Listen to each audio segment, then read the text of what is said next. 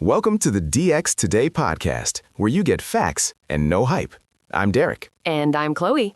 Today we are breaking down a story that has been years in the making, but has finally hit the point of no return. We are talking about the Brussels effect in full force. Derek, as of January 2026, the European Commission has finally done it. They've issued the first multi-billion-dollar fine under the EU AI Act. That's right, Chloe. And when we say multi-billion, we aren't talking about a small settlement. This is a definitive milestone. It marks the culmination of a regulatory journey that began back in August 2024. For years, people wondered if the EU AI Act, or Regulation 2024-1689, would actually have teeth. Well, the Commission just showed the world a very sharp set of them. It's interesting because we've seen tech giants deal with GDPR fines for years, but this feels different. It feels heavier. It is heavier. The penalty structure here targets global annual turnover. The goal isn't just to punish, it's to have a deterrent effect. If you're a company making $200 billion a year, a $100 million fine is just the cost of doing business. But the AI Act, it changes the math entirely. Before we get into the eye-watering numbers, let's go back a bit. This didn't just happen overnight. There was a very specific timeline, a staggered rollout that most people probably missed while they were playing with new AI gadgets. Right. Let's look at the historical context. The Act officially entered into force on August 1st, 2024. But the EU knew the industry needed time to adapt, so they didn't flip every switch at once. The first big deadline was February 2nd, 2025. That was when the bans on unacceptable risk systems became legally binding. Unacceptable risk. That sounds ominous. We're talking about things like social scoring and manipulative AI, right? Exactly. And specific types of biometric categorization. Then move the clock forward to August 2nd, 2025. That was the big one for the developers of general-purpose AI, what we call GPAI. Think of the models powering things like ChatGPT or Gemini. That's when the mandates for technical documentation and copyright compliance kicked in. And that brings us to where we are now, in early 2026. The European AI Office and national authorities have spent the last few months of 2025 investigating, and now the first wave of formal non-compliance decisions is hitting the desk. It's a pattern of aggressive enforcement. If you look back at 2025, the Commission was already priming the pump. We saw a €2.95 billion antitrust fine against Google in September, and that €120 million fine against X under the Digital Services Act in December. But this January 2026 fine, it's the landmark case. So let's break down the actual case. What did this provider actually do wrong? Because the report mentions 3 major legal infractions. The first is a big one, a violation of Article 5. This covers prohibited practices. The Commission found that this specific provider was using AI systems for the untargeted scraping of facial images from the internet and CCTV footage. Wait, let me stop you there. Untargeted scraping. So basically just vacuuming up every face they could find to build a database? Precisely. They were creating facial recognition databases without a specific legal basis, which was explicitly banned as of February 2025. The EU is very clear on this. Your face is your data, and you can't just harvest it to train a model. That makes sense. But it wasn't just the scraping. There was also an issue with how they were training the models in terms of transparency, right? Article 53? Yes, Article 53. This is about GPAI obligations. The provider failed to provide what the Commission calls a sufficiently detailed summary of the content used for training. Specifically, they were using protected copyright material from European publishers and creators without proper disclosure. That's the black box problem we always hear about. Developers want to keep their training data secret, but the EU is saying, no, if you're using European content, you have to show your work. Exactly. And the third strike was a failure in systemic risk mitigation. For these massive models, you have to conduct adversarial testing, basically trying to break your own AI to see if it does something dangerous. And you have to report on energy consumption and algorithmic incidents. This provider, well, they didn't do that to the Commission's satisfaction. Okay, so they failed on privacy, they failed on transparency, and they failed on safety testing.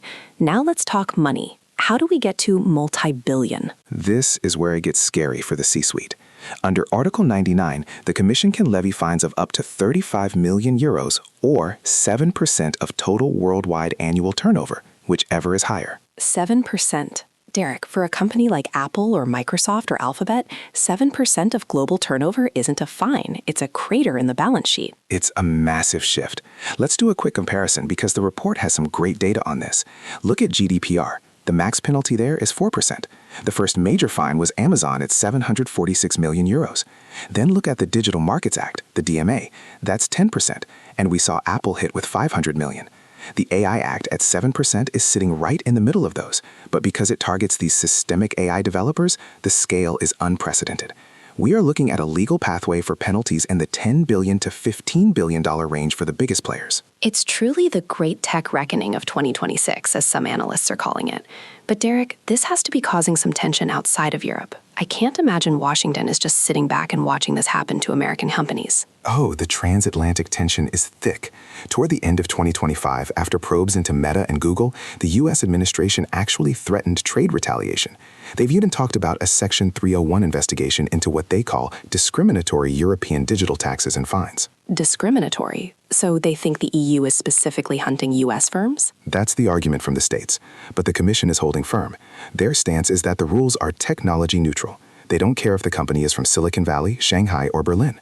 If you operate in the European single market, you follow European rules. It's the Brussels effect in action. If you're a multinational corporation, do you really want to build two different versions of your AI? One for the EU and one for the rest of the world? Most experts say no. It's too expensive. It's more likely that the EU's strict transparency and safety standards will become the de facto global baseline. If you have to fix your training data for Paris, you might as well fix it for New York too, just to avoid the risk. Interesting. So we've seen the first big fine for these general purpose models, but the report says the enforcement is actually going to shift focus soon. What's on the horizon for 2026? The focus is moving toward what are called high-risk AI systems. These are outlined in Annex 3 of the Act. Full applicability for these kicks in on August 2nd, 2026. And what qualifies as high risk? We're talking about AI used in critical infrastructure, monitoring water, gas, electricity, but also AI in employment and HR. Think about algorithms used for recruitment, screening, or evaluating employees. If an AI decides whether or not you get a job, the EU wants that algorithm audited and transparent. That is going to be a huge lift for HR leaders. I was reading a report from SD Works that mentioned how much pressure this is putting on companies to move beyond just AI literacy into actual algorithmic auditing. It has to happen. You can't just buy a piece of software and assume it's compliant. The first multi-billion-dollar fine we're seeing now is the warning shot. The period of voluntary codes of practice is officially over.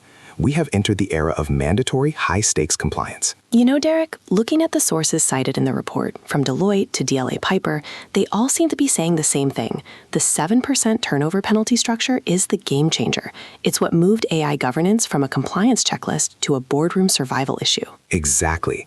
Even Tech Radar and Tech Policy Press have been tracking how things like Meta's WhatsApp AI policy and Google's data scraping for AI overviews were being scrutinized back in late 2025.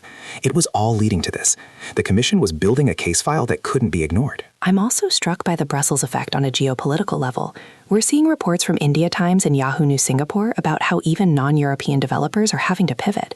If you're a developer in India or Singapore and you want to sell your AI tool to a French bank, you have to meet these standards. There's no way around it. And let's not forget the unacceptable risk bans that started last year. We saw companies like Meta and Meta having to disclose much more about how Copilot and Bing work in response to these rules. The report mentions that the European AI Office has exclusive powers to request documentation. If they knock on your door, you can't say no. It's a total shift in power. For decades, tech companies moved fast and broke things. Now the EU is saying, if you break our rules, we'll take a significant chunk of your annual revenue. It's a sobering thought for the industry. As we move into the middle of 2026, we're going to see if this fine leads to a wave of compliance or if we're headed for a full-blown trade war between the US and the EU. It's definitely not hype anymore. It's hard law with hard consequences. Derek, any final thoughts on what companies should be looking for in the next 6 months? Watch the high-risk transition in August. If you are in recruitment, law enforcement, or critical infrastructure, your deadline is approaching. The Brussels effect isn't a theory anymore. It's an invoice for billions of dollars. Well said.